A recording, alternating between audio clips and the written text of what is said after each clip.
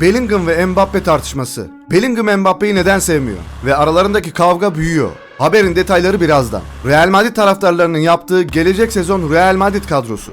Mbappe'nin sakatlığının detayları ortaya çıktı.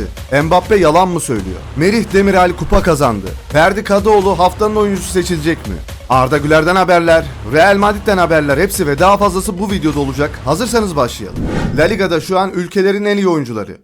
İngiltere'deki özellikle benim ilgimi çekti. Marcus Rashford yazılmış oraya. Bellingham ve Trent Alexander-Arnold yazmıyor. Brezilyalı olarak Vinicius Junior, İspanyol olarak da Lamine Yamal en iyi İspanyol oyuncu, en iyi Fransız da Mbappe yazılmış. Sizce Olise bu ligde olsaydı Olise mi en iyi oyuncu olurdu, Mbappe mi? Türklerden en iyi Türk oyuncu Arda Güler yazıyor tabii ki de. En iyi Faslı Brahim Diaz, en iyi Uruguaylı Valverde, en iyi Alman Rüdiger, en iyi Belçikalı Courtois, başka da bir Real Madrid oyuncu görmüyorum. Ama sizlere sorduğum soru, Olise bu ligde oynuyor olsaydı Mbappe mi en iyi oyuncusu olurdu Fransa adına, yoksa Olise mi?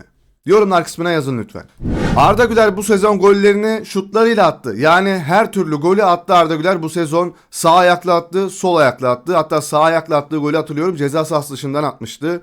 Kafayla gol attı, voleyle gol attı, frikikten attı. Ceza sahası dışından bile değil, kendi yarı sahasından, kendi kalecisinin önünden attı golü Arda bu sezon. Ve ceza sahası içinden yapamayacağı bir şey var mı diye sorulmuş. Sizce daha neler yapabilir bizim Arda'mız? Bir an önce iyileşmesini bekliyoruz kendisinin. Dostlar, son videomuza gerçekten çok fazla like atmışsınız. Teşekkür ederim. Bazen böyle hatırlatmak iyi oluyor. Tekrardan o like sayısını geçersek çok sevinirim. Bunu artık bir alışkanlık haline getirelim lütfen. Şimdiden teşekkür ederim. Abone olup bildirim zilini de açmayı unutmayın. Son dakika, evet, Kenan Yıldız'dan çok güzel bir haber. Kenan Yıldız birkaç günlük bireysel çalışmaların ardından tam antrenmana döndü. Ancak Milan-Juventus maçında hala şüpheli. Spalletti onu yedekte başlatmayı düşünüyor. Nihai karar maçın başlama saatine yakın verilecek. Riske atmasınlar, oynatmasınlar gerekiyorsa. Bir derbide de oynamasın. Ciddi sakatlıklar yaşamasınlar artık. Onları çok seviyoruz. Onları doya doya izlemek istiyoruz. En azından 2-3 maç izlemesek de olur bizim için. Doya doya izlemek ve yazın özellikle Dünya Kupası'nda milli takımımız formasıyla başarılarını görmek istiyoruz onların. Evet, Jude Bellingham'la Mbappe arasında bir tartışma oluyor arkadaşlar. Bellingham Mbappe'ye kafa tutan nadir oyunculardan birisi olarak söyleniliyor arkadaşlar. Jude Bellingham'ın Mbappe'ye ne kadar kızgın olduğunu hatırlayalım. Burada topu çizgiye çekiyor arkadaşlar. Çizgide gidip topu kaybediyor ve Bellingham ben buradayım diyor. Beni görmüyor musun diyor ve deliriyor burada. Söyleniyor bayağı, ona bakıyor da söyleniliyor. Eski bir maç ama sürekli söyleniyor ona. Evet, Bellingham Real Madrid'deki sadece birkaç oyuncudan biri olarak Mbappe'ye yüz tutan, Mbappe'ye kafa tutan, ona sahada iyi olmadığını söyleyecek kadar cesur olan futbolculardan bir tanesi diyor. İkisi bu sezon birkaç kez tartıştı. Yani Bellingham çok iyi bir futbolcu değil ama Mbappe'ye de iyi olmadığını söylemesi gerçekten büyük bir cesaret. Biliyorsunuz onunla ilgili editler var, diktatör vesaire diye. Yiyin abi birbirinizi. Son dakika haberleri. Kaynak belirtilmemiş arkadaşlar. Mbappe'nin Real Madrid'deki durumundan çok kızgın olduğu bildiriliyor. Mbappe de kızgınmış. Ben başarılıyım, takım başarısız diyor bu arkadaş. Mbappe diyor. Fransız oyuncunun birkaç takım arkadaşıyla özel tartışmalar yaşadığı belirtiliyor. Mbappe kadrodaki bazı oyuncuların sezonu mahvettiğine inanıyor. Mbappe inanıyormuş. Siz sezonu mahvettiniz diyormuş. Ve Bellingham'ın Mbappe'nin kötü performanslarını sorgulamaya cesaret eden birkaç oyuncudan birisi olması nedeniyle en çok sürtüşme yaşadığı oyunculardan biri olduğu söyleniliyor. Bu tartışmada siz kimi haklı görüyorsunuz? Bence ikisi de haksız. Yani takımın iyi oynayan oyuncularından birisi bunları yapmış olsa, yapabiliyor olsa çok haklı diyeceğim. Mesela Arda yapabilir, Valverde yapabilirdi. Son dönemlerde Valverde de düştü. Courtois hepsine kızabilir bunların. Çünkü Courtois gerçekten sezonun en iyilerinden bir tanesi. Başa gelir ilk 3 tanesi. Arda Güler derim, Courtois derim ve belki de Tchouaméni derim bu sezonun en iyilerinden.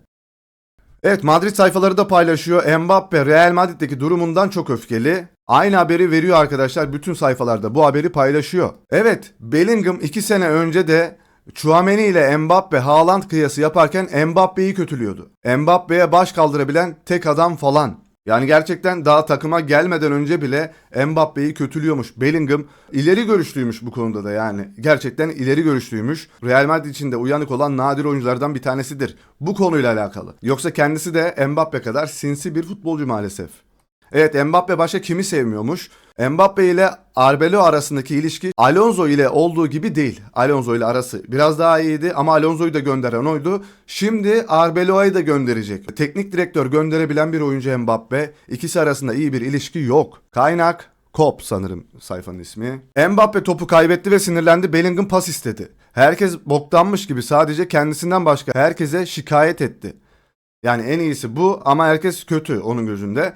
Burada bu arkadaş boş, burası boş, ileride bir tane daha boş var. Tam ekranda gözükmüyor. Bomboş yani burada bayağı bir çalım atıyor, 3-4 tane çalım atıyor boşluğa. Sonra gelip burada 2 oyuncunun 3 oyuncunun arasına girmeye çalışıyor, topu kaptırıyor. Bütün takım arkadaşlar da isyan ediyor. Burada da arkadaşlar şu 2 oyuncu arasından çıkıyor. Topukla şu sağ beke pas veriyor. Normalde kontra hata çıkacaklar. Yukarı oynasa bu maçı hatırlıyor musunuz bilmiyorum. Topukla şöyle kesme bir pas atıyor. Artistlik yapmak için. Oysa ki yukarıda 3 tane oyuncu şu açık alana topu şöyle güzel bir paslayabilse kontra hata çıkmışlardı aslında. Ama maalesef ki o şov peşinde. Evet, Bellingham sanırım burada Mbappe'ye bir gönderme yapıyor. Trent Alexander-Arnold'la konuşuyor. Ona pas verme kanka diyor. Annemin hayatı üzerine o bize karşı oynuyor demiş. Yani resmen rakip takım oyuncusu gibi toplarımızı eziyor demek istemiş. Büyük ihtimalle Mbappe'ye söylemiş. Bunlarda da görüntüleri var. Mbappe üzerindeki ilk testler sakatlanıp çıkmıştı. Sakatım deyip çıkmıştı maçtan ve berabere kalmışlardı. Son maçta Betis'e karşı. Sadece kas aşırı yüklenmesi olduğunu gösteriyor. Pazartesi günü daha fazla teste tabi tutulacak ancak ciddi bir sakatlığı gözükmüyor arkadaşlar. Ruben Martin yazıyor AS gazetesinden. Arbeloa takıma 2 gün izin verdi. Sanki çok iyilermiş gibi. Gerçekten bir de takıma izin vermiş. Bu hafta sonu antrenman olmayacak. Oyuncular dinlenebilecek. Pintus'un sakatlıkları, Pintus'un yaşattığı sakatlıklardan sonra belki de böyle bir karar alındı. Tchouaméni gitti, Mbappe gitti, Arda zaten gitti. Ah Arda'm ah, üzümlü kekim. Arda'nın dönmesi gerekiyor. Ve Arda olmadığında da Real Madrid'in ne kadar defolu bir takım olduğunu gördünüz değil mi? Ne kadar böyle çürük, ne kadar böyle hatalı bir takım olduğunu da görüyoruz. Ve bu arada Real Madrid'in son dakikada yediği goller, beraberlik golleri ve mağlubiyet golleri hep 90. dakikalarda geliyor. Arda hep 60'ta 65'te çıkıyor. Demek ki Arda çıktıktan sonra dağılıyorsunuz. Yani bunu anlamak için böyle bir teste falan tabi tutmana gerek yok. Geçmiş maçlarda yediğiniz gollerin dakikalarına bakabilirsiniz. AS gazetesindeki muhabir Fernando Sanchez diyor ki Real Madrid bu sezon kritik anlarda Arda'ya büyük güven duyduğunu, onu en önemli maçlarda ilk 11'de sahaya sürerek gösterdi. Arda, olgun kişiliği ve Avrupa'yı heyecanlandıran yeteneğiyle bu güvenin karşılığını fazlasıyla verdi. Artık onsuz bir Madrid geleceği hayal etmek çok zor. Çok güzel yazı. Takımın başına kim gelirse gelsin Arda Güler'in planların merkezinde yer alacağına kesin gözüyle bakılıyor. Madrid taraftarları tamamen Arda'nın arkasında. Onu kulübün simge ismi ve gelecekteki belirleyici figürü olarak görüyorlar. Kaptanı olarak görüyorlar. Real Madrid'in kaptanı olacak bu. Çok da benim pohpohlamayacağım bir haber. Asya Şampiyonlar Ligi şampiyonu El Ahly oldu. Milli futbolcumuz Merih Demiral bu organizasyonu üst üste 2 kez kazanan ilk Türk futbolcu oldu. Yani Arabistan'da kazanılmış bir kupa beni çok da ilgilendirmiyor. Lütfen daha iyi bir liglere şu parayı bırakın abi. La Liga'dan bir paylaşım geliyor. Arda Güler'le ilgili. Arda Güler Real Madrid ile La Liga'da ilk kez ilk 11'de oynadığı maç 2 yıl önceydi arkadaşlar. O zaman da golünü atmıştı. Yine sevincini yapmıştı baba. Guti ne diyor? Real Madrid'e yeni bir yapılanma gerekiyor ancak Jose Mourinho eski günlerinden çok uzakta ve ondan daha iyi teknik direktörler var demiş. Ya bu adamın dediği her şeye katılıyorum. O da bizden birisi. Ferdi Kadıoğlu haftanın oyuncusu adayları arasında yer alıyor. Diğer adaylar arkadaşlar. Bunlar biz Ferdi Kadıoğlu'na canlı yayındayken oyumuzu kullandık. Sizler de oyunuzu kullanın. Canlı yayınlara gelirseniz bunların nasıl yapıldığını falan da gösteriyoruz. Canlı yayına gelmek için abone olup bildirim zilini açmanız gerekiyor. Abone olmak ve like atmak ücretsiz dostlar. Klopp yönetiminde evet, Real Madrid taraftarları böyle kadrolar yapmaya başladı. Klopp yönetiminde bu takım kesinlikle bize üçlü zafer kazandıracak. Ne düşünüyorsunuz? Arda Güler'i yazmamışlar. Böyle bir kadro yapmışlar. Hala Mbappe oradaysa istiyorsanız en iyi 10 futbolcuyu da buraya yazın. Ama o bir tane çürük hepsini zehirliyor burada. Gelecek sezon için Real Madrid hayallerindeki kadro düşünceleriniz nelerdir diye soruyor. Vini ve Endri'yi yazmışlar. Forvet'e Jude Bellingham 10 numara yazılmış burada. Yine Arda Güler yok arkadaşlar. Yani garipsiniz ya, bilmiyorum. Ciddi söylüyorum, bu takımı önümüzdeki sezonda domine etmekten ve üçlü zaferi kazandırmaktan ne alıkoyuyor demişler. Mbappe'yi alıkoyuyor ve Ekitike'de zaten Aşil tendonunu kopardı. Yani saçma sapan bir kadro kurulmuş. Arda Güler 10 numara, Vitinha alınmış. Başka Saliba alınmış, Bastoni alınmış arkadaşlar. Evet, böyle bir kadro. Forvet'in ikisini de attım çöpe. Sizlere soruyorum, Real Madrid'in öndeki 2 oyuncusunu değiştirin. 2 tane forvet yazın oraya. Bayern yöneticisi Eberl. Fabrizio Romano yapıyor haberi. Olise'ye kesinlikle dokunulmaz. Hiç şans yok. Bir saniye bile düşünmedik dedi. Evet arkadaşlar, Olise satılmayacak diyor Bayern Münih yöneticileri. Dünya Kupası yaklaşırken sakatlanan oyuncular Lamine Yamal, Mbappe, Ekitike, Militao, Arda Güler. Arkadaşlar devamı da bu şekilde. Bunlar sakat olarak başlayacaklar Dünya Kupası'na maalesef. Son dakika Vitinha'nın menajeri Jorge Mendes, Paris Saint-Germain'den müvekkili için Real Madrid'den gelen dev transfer görüşmelerine açık olmalarını istedi. Paris Saint-Germain satmıyor. Kendisi de bir gelmeyeceğine dair bir açıklama yapmıştı. Ama menajeri görüşülmesini istiyor. Hakan Çalhanoğlu'nun Avrupa'daki en iyi 5 ligindeki performansı 175 gole katkı, 87 gol, 88 asist. Bu jenerasyonun en az değer verilen orta saha oyuncularından birisi.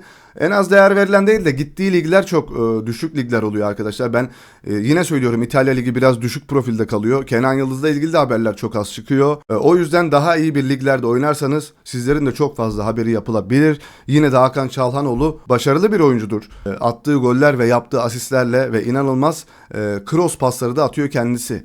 Evet, bir videonun daha sonuna geldik dostlar. Eğer videomuz hoşunuza gittiyse like attıktan sonra hype haklarınızı kullanmayı unutmayın. Kanalımıza abone olup bildirim zilini açarsanız da çok sevinirim. Daha fazla destek için katıl satın alıp süper teşekkür gönderebilirsiniz. Kendinize çok iyi bakın, hoşça kalın. Bay bay.